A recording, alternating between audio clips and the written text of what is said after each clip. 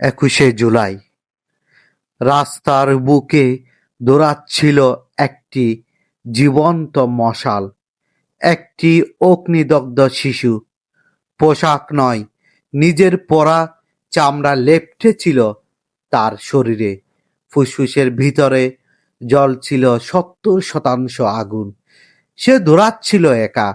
বাবা আর মায়ের গন্ধ খুঁজছিল হয়তো বাতাসে।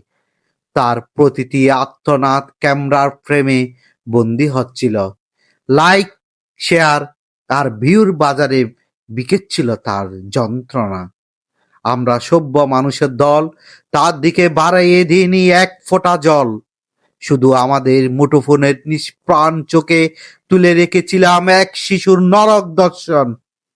তোমার ওই শেষ দৌড় আসলে আমাদের সভ্যতার পরাজয়, আমাদের বিবেকের মুখে ছুঁড়ে দেওয়া এক ঝলক আগুন। 22শে জুলাইয়ের রাতে যখন তোমার ছোট্ট শরীরটা থেমে গেল, তখন থেকে আমাদের ভিতরে শুরু হয়েছে এক অনন্ত দহন। ও শিশু নয়, রোজ পড়ছি আমরা পাশে দাঁড়াতে না পারার অনুশোচনায়, আমাদের অক্ষমতার অভিশাপে।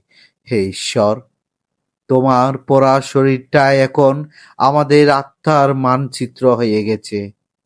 সে মানচিত্র জুড়ে শুধু লেখা লজ্জা, লজ্জা, লজ্জা। তুমি এবার থামো সোনা, ঈশ্বরের কোলে গিয়ে শান্তিতে ঘুমাও।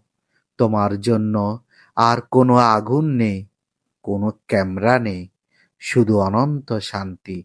আমাদের এই স্বার্থপর পৃথিবীকে ক্ষমা করে দিও।